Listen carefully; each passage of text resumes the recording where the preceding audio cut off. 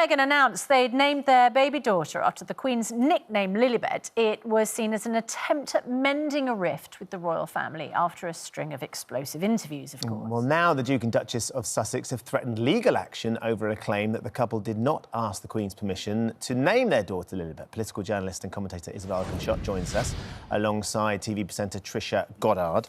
It seems an extraordinary step, this, Isabel, doesn't it, to go from the fact that they'd named the daughter after the Queen to suddenly threatening legal action to the BBC, who are suggesting that they didn't get the Queen's consent before they took the name.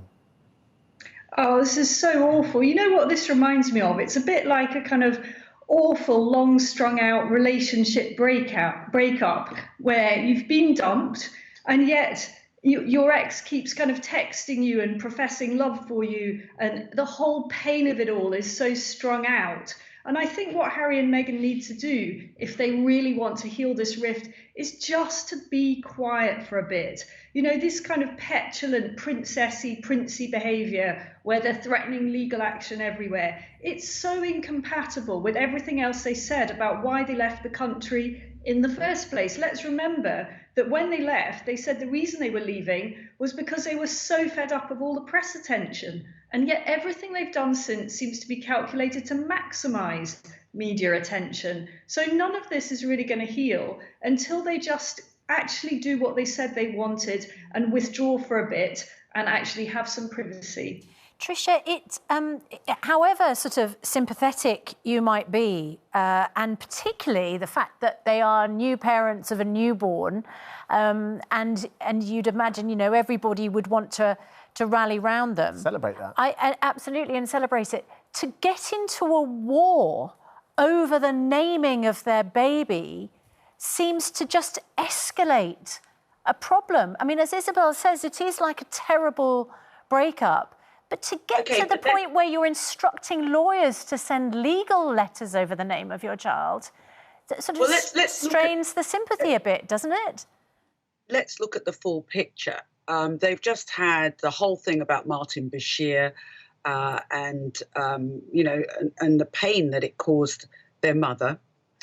It's coming up to Diana's 60th birthday. They named the baby Lilibet. Have they actually said it's all about the Queen? Because I note that Meghan also has a grandmother with the name Lilibet, you know, and I don't believe for a minute that they didn't talk to the Queen. I mean, it's well known that Harry and the Queen have a very close relationship. It's about pain. It is about pain, and it's, excuse my French, bloody relentless. It's bullying now. Look, they may not always make the wisest choices, and people say if they just sit still and don't say anything, nothing will happen. Well, yes, it will, because Harry's job credentials, if you like, is being Harry the Royal and talking about mental health.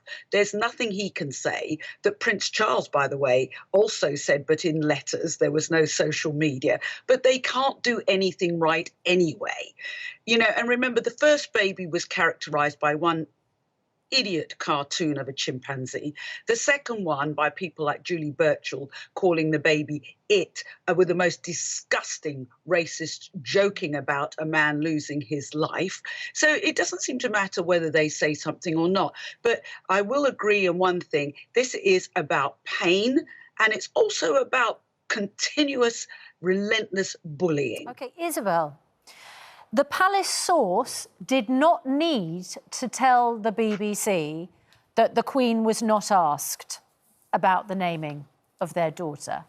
You know, a palace source could have decided, you know what, they've named their gorgeous new baby, it's a lovely name.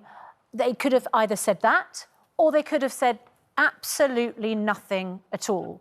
But to deliberately say the Queen was not asked about it ramps up the tension, potentially, you know, unnecessarily.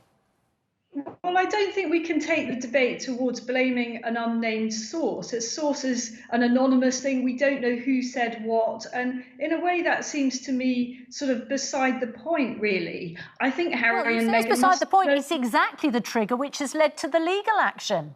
You know, Harry and Meghan don't see it as beside the point. They see it as defamatory.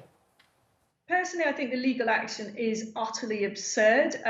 If you know anything about libel law, as I'm sure you do, it's pretty hard to prove libel. You have to demonstrate serious harm. And I'm not quite sure how this is going to stand up in court. And I think we can all agree it'll probably never get to court. It just seems designed to create yet more misery and attention. And I think Trish mentioned about Harry's role in promoting mental health causes. I think we've got to the point where he's actually in danger of doing more damage to those causes than he is in doing any good to them, because he's Trisha, just becoming a ridiculous figure. Trisha, and it's a real shame. This nation wants to love Harry.